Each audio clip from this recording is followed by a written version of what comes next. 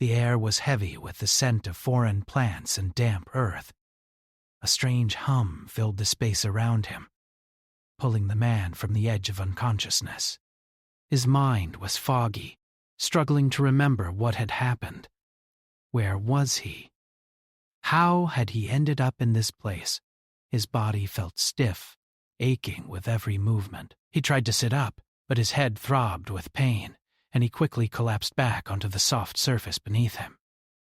The last thing he remembered was a blinding flash of light, followed by the sound of distant voices.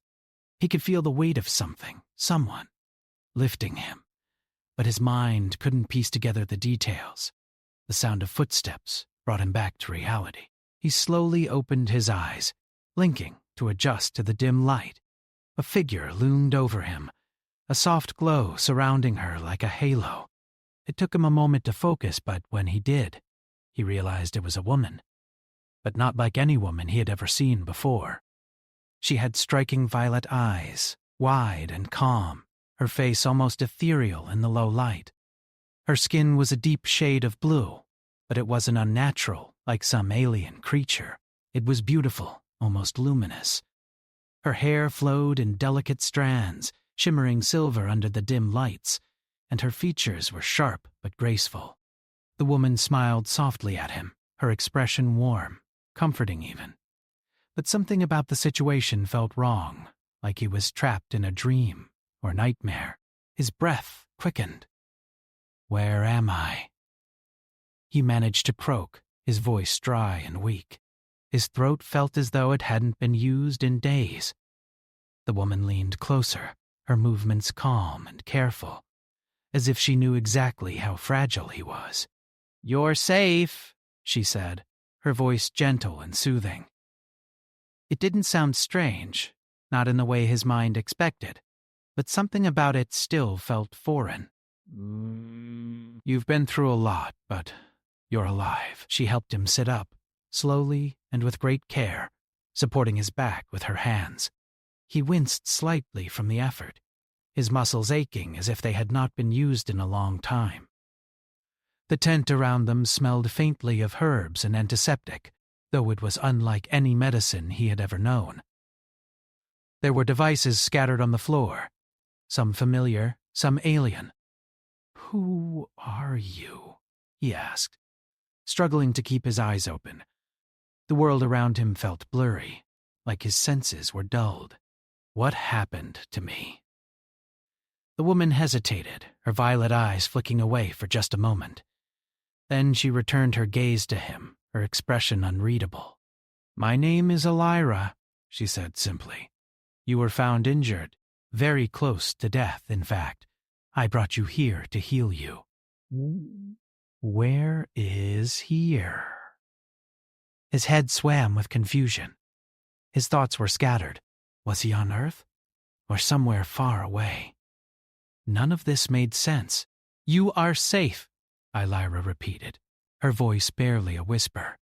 "Rest now. You will be able to understand soon." Her words should have reassured him, but instead, they only deepened his confusion. Safe? From what? Why had he been injured? Was he alone here? Before he could ask more, Elira gently placed a glass of water to his lips, her hands steady. He drank greedily, the cool liquid soothing his dry throat and awakening his senses. As the last drop left the glass, she pulled it away, but not before glancing at him with a soft smile. "You're lucky to be alive," she said, a soft laugh escaping her lips. "I've never seen a human so resilient," his brow furrowed as he tried to sit up more, using his elbows for support. How did you heal me?" he asked, his voice thick with disbelief. There was so much he didn't understand. He wanted answers, needed them. But every time he tried to focus, his mind seemed to drift, as though his thoughts were slipping away. "It's my job," Elira replied simply, her gaze never leaving him. She seemed to study him closely, as if analyzing his every reaction. "I am a healer, and you were brought to me to be cared for." It's what I do for those who need it." The way she spoke made it seem as though her profession was no different than any other. Yet the world around him, the very tent they were in, the strange surroundings, told a different story. Nothing about this felt normal. He glanced around the tent again, his eyes now taking in more details. The walls were covered with symbols he couldn't understand, a mix of curves and lines that twisted into intricate patterns. Some of the markings glowed faintly in the low light. There were tools scattered across a table, some looking familiar, others foreign. He didn't know what any of them were for. This place. It's not Earth, is it? His voice was barely above a whisper. Elira's lips curved into a smile again, though this time it was tinged with something else. Something sad. "No, it's not. You're far from home, far from everything you know." The man's heart skipped a beat. He tried to process her words, but it was as if his brain refused to make sense of them. Far from home? He was on an alien world far from Earth? How was that even possible? Had he been taken? Had he been abducted? Fear gripped him. He tried to steady himself, but everything around him seemed to spin. He gritted his teeth, feeling his chest tighten. He wanted to panic, to scream, but he couldn't. His mind was too disoriented to even focus on what was real. "Why? Why did you save me?" he asked, his voice shaking with uncertainty. "Why me?" Elira's eyes softened as she looked at him. "You were chosen," she said, her voice quiet. "Chosen for a purpose. There's more at play here than you realize." The words hung in the air between them, laden with mystery. Chosen for a purpose? He didn't understand. But the urgency in her voice made it clear that this wasn't just some random encounter. He had been brought here for a reason. But what reason? "You'll understand soon enough," she added, almost as if reading his thoughts. "For now, you need rest. You've been through something that no one should go through, but you survived, and that's what matters." Her words were comforting, but they only deepened the mystery. Chosen? For what? He had so many questions. His mind raced, but his body betrayed him, exhaustion pulling him into a deep sleep he couldn't fight. Before he fully drifted away, he heard her voice one more time. "Rest now. You will have answers soon." The days following his recovery were strange, disorienting, and filled with unanswered questions. The man woke each day in Elira's tent, feeling stronger but no less confused. The world outside the tent was unlike anything he had ever seen. The sky, a shade of purple that shifted and shimmered like an illusion, stretched endlessly above them. The air was thick with the scent of unfamiliar plants and the hum of distant creatures. Everything felt alien, foreign, and he couldn't shake the feeling that he was in some kind of dream. Elira's presence was constant, always there, always watching over him. She never seemed to tire, never seemed to need rest. She spent hours tending to his wounds, teaching him how to move again, and caring for him in a way that made him feel both safe and vulnerable. But she never spoke about why he was here, or what was truly going on. The man had learned to trust her, in a way, but the doubts kept gnawing at him. There was so much he didn't know, so much he couldn't understand. What had happened to him? Why had he been brought to this place? And most of all, what did Elira mean when she said he was chosen?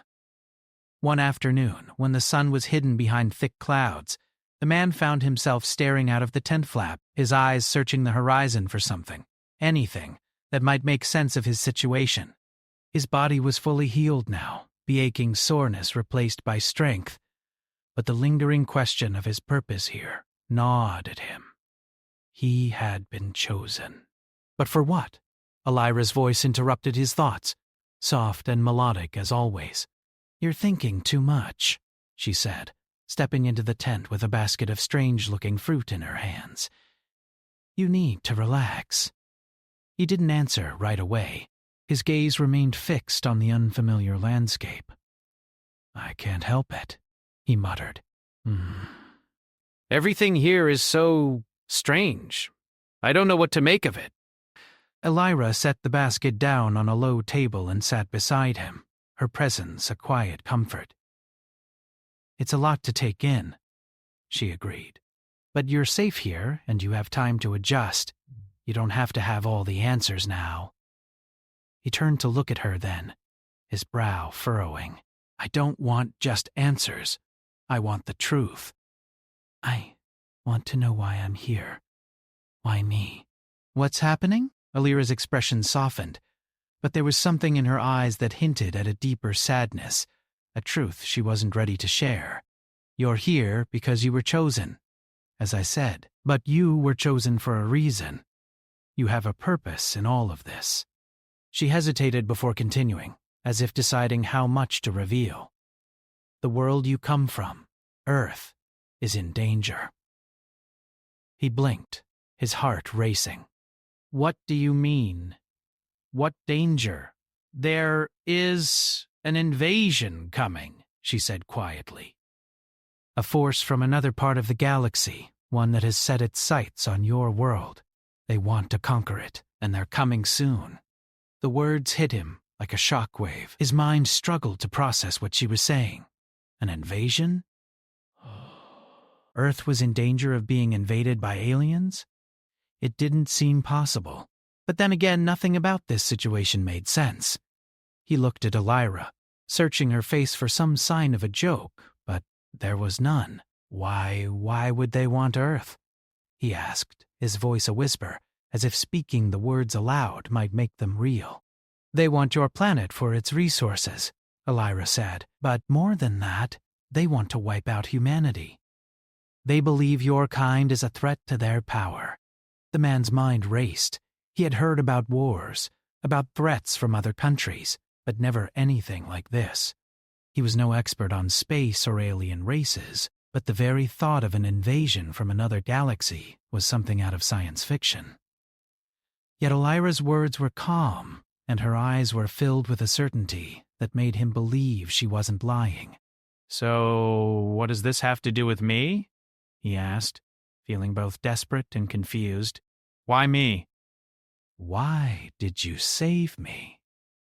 You're part of the plan, Elira said softly. You're the one who can change the course of this war. You're the key to stopping them.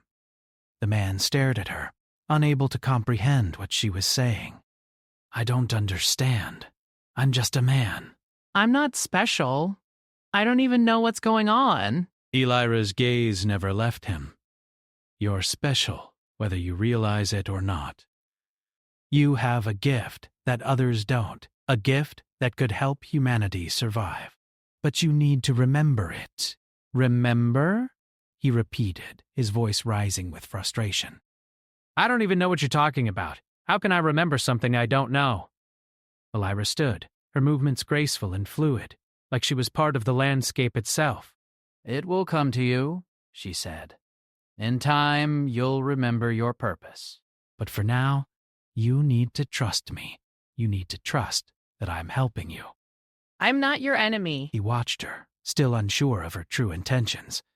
There was something about her that seemed almost too perfect, too calm in the face of something so dangerous.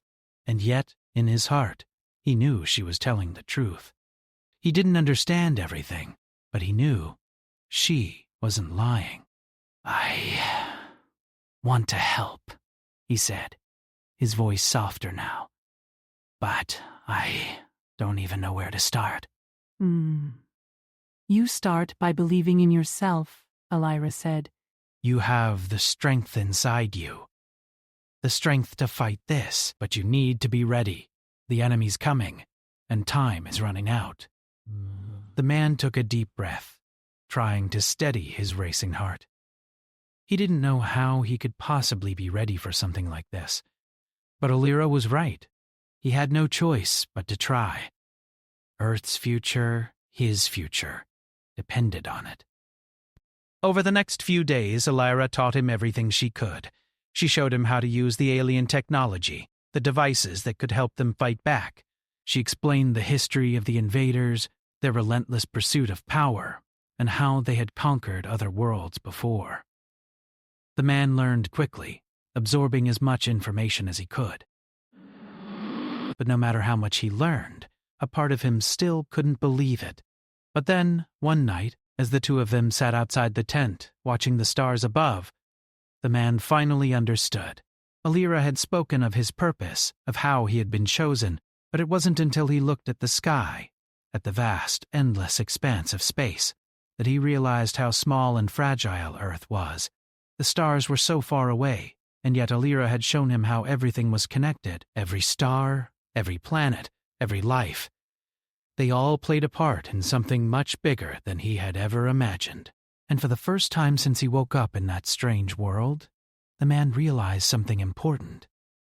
He wasn't just a man anymore. He was part of something much larger. The weight of that responsibility settled heavily on his shoulders, but he knew there was no turning back. Alira sat next to him, her voice breaking the silence. "Are you ready?" He looked at her, the uncertainty still in his eyes, but there was something else there now, something stronger. "I think I am." And with that, the man made a decision. No matter how impossible it seemed, no matter how lost he felt, he would fight. He had to. For Earth. For humanity. And for Alira. The days that followed were filled with training and preparations. Alira's words echoed in the man's mind. "You are the key." He still didn't fully understand what she meant by that, but the weight of her statement settled deep within him. Every day she taught him how to use the alien tools, how to fight, how to survive. It wasn't easy. His body, though healed, still wasn't used to the alien world around him. The gravity felt slightly different here. The air was thicker, and the heat during the day was almost unbearable. But he pushed through it, determined to understand his role in all of this. Each lesson was harder than the last. Alira had him practice with a weapon, something unlike anything he had ever seen before. The handle was sleek, almost organic, and it hummed with energy when he gripped it. At first, the weapon felt foreign in his hands, but after hours of practice, it began to feel more natural. He learned to control it, using the energy that pulsed through the weapon to defend himself. Alira was a patient teacher. She guided him through each move with calm precision, showing him how to stay focused and how to predict the movements of an opponent. She taught him how to move like the warriors of her people, fast and fluid, using both strength and agility. But no matter how much he practiced, he could feel the pressure of time weighing on him. The invaders were coming. Alira had made it clear that their arrival was inevitable. They had been watching Earth for years, waiting for the right moment to strike. And when they did, they would be relentless. He had to be ready. But even as he trained, doubts still gnawed at the man's mind. What if I'm not enough? He thought. What if I fail? He wasn't a soldier. He wasn't a hero. He was just an ordinary man who had been caught up in something he couldn't control. One evening, after a particularly grueling training session, Alira sat beside him. The sky was darkening, the stars just beginning to emerge in the alien sky. The temperature had dropped, and a cool breeze swept through the camp, carrying with it the scent of distant flowers. "You're doing well," Alira said softly, her voice reassuring. The man wiped the sweat from his brow and glanced at her. "I don't feel like I am," he admitted. "I'm not a warrior. I'm not even sure I can do this." Alira turned to face him, her violet eyes glowing faintly in the dim light. "You're stronger than you think," she said. "Your people have fought before. You may not realize it, but you have the heart of a fighter." He shook his head, still unsure. "I don't know if I'm ready. I don't know if I can be the one to stop them." Alira placed a hand on his shoulder, her touch warm and steady. "You don't have to do this alone," she said. "I will be with you every step of the way. You have allies, and you have something inside you that no weapon can replace." The man looked at her, trying to understand the weight of her words. "What do you mean?" "You have a purpose, a strength that comes from within. You were chosen because you can see things differently. You have the potential to unite people, to show them a way to fight back. He looked away, trying to process what she was saying. I don't know how to do that. I don't even know where to start. Alira smiled, a faint but encouraging smile. Start by believing in yourself. The rest will follow. Her words were simple, but they struck a chord within him. He had been so focused on the battle ahead, on the training, on preparing for what was to come, that he had forgotten about the one thing that had always made humans strong: hope. The belief that no matter how difficult the fight, they could overcome it. For the first time since he woke up in this strange world, the man felt something shift inside him. It wasn't a grand revelation, but a quiet realization. He had a choice. He could give up and let fear control him, or he could step forward and face the challenge. I'll try, he said quietly, looking back at Alira. I'll do my best. Alira's smile widened, and she gave his shoulder a gentle squeeze. That's all anyone can ask for. The next few days were filled with more training, but the man felt a new sense of purpose. Alira continued to teach him, but now he listened more carefully. He practiced harder, pushing himself beyond his limits. The weapon he had once struggled with became an extension of his own body, flowing through the movements with ease. He didn't just learn how to fight, he learned to fight for something, for his people, for the future of Earth. As the days turned into weeks, Alira began to share more about her people, their history, and their mission. She told him how her species had faced their own battles, how they had once been on the brink of destruction, only to rise up and reclaim their world. They had learned the importance of unity, of standing together in the face of impossible odds. There is strength in numbers, Alira said one evening, as they sat around a campfire. Together, we can face anything. The man understood now. It wasn't just about fighting an alien invasion. It was about the fight for survival, the fight for hope, and the fight for a future worth living. He wasn't just a soldier in a war. He was a part of something much bigger than himself, and with that realization came a new sense of responsibility. I'm ready, he said to Alira one morning as they prepared to move to the next phase of their mission. I'm ready to fight. For Earth. For everyone. Alira looked at him with pride in her eyes. I knew you would be. Together, they set off toward the next stage of their plan. The man felt the weight of the journey ahead, but he also felt a new sense of strength. The invaders might be coming, but they weren't invincible. And neither was he. He had something they didn't: hope. And hope was something that could change the course of any battle. As they walked into the unknown, Alira by his side, the man knew that the fight wasn't just about weapons or strength. It was about the will to survive, the will to protect what mattered, and the courage to face whatever came next. The future of Earth, of humanity, was uncertain. But for the first time since he woke up in that strange world, the man felt ready to face it.